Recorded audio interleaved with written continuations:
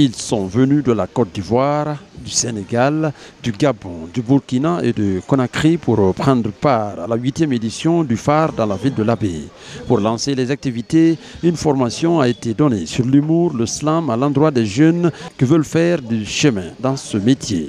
Pour réussir ce pari, il faut l'accompagnement de l'État, nous a laissé entendre les organisateurs. L'autre leçon que je tire, il y a des jeunes qui ont envie d'apprendre ce métier, aller dans ce métier.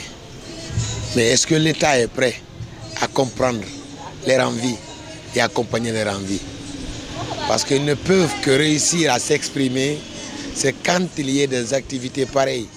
Malgré la mobilisation de certains pour que cette édition soit un succès, l'absence de certains individus bénéficiant du phare pour se lancer dans une carrière crée une incompréhension chez les organisateurs. Moi j'ai le courage, chaque fois, de parler de Grand Toung, je parle de Tchangel, de parler de Djessira, de parler de Amirou, de parler de tous qui ont eu la chance de m'apporter quelque chose dans ma formation, de quelque chose dans ma carrière pour qu'aujourd'hui j'ai ce niveau.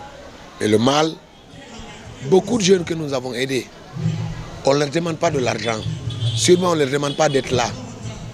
Mais le minimum qu'on leur demande, c'est de donner force au festival. Repartager, il ne serait-ce que ça, une affiche du festival. C'est ça. C'est ça aussi. Les invités venant d'autres pays ont exprimé leur gratitude pour l'hospitalité de la Guinée. Ils ont ensuite présenté un spectacle remarquable jusqu'à 1 heure tardive. Je peux dire que c'est ma première participation au Festival des Arts et du Riz et de l'Abbaye. Et c'est un immense plaisir d'être là et de représenter le Sénégal. Voilà. En tout cas, c'est vraiment exceptionnel. Et j'aime bien la Guinée aussi. Et j'aime bien l'Abbaye. Et pour moi, tout est OK. Tout est bien. Ce qui reste, c'est de encore travailler, encore retravailler et pourquoi pas la prochaine fois d'être là encore ici à l'Abbaye en Guinée. Franchement, pour moi, tout est top, tout est OK et c'est vraiment un plaisir d'être là. La Côte d'Ivoire et la Guinée, c'est deux pays frères et comme on le dit tout le temps, la Côte d'Ivoire et la Guinée, c'est comme dans une cour commune. Chacun a sa porte, mais vous rentrez tous dans le même portail.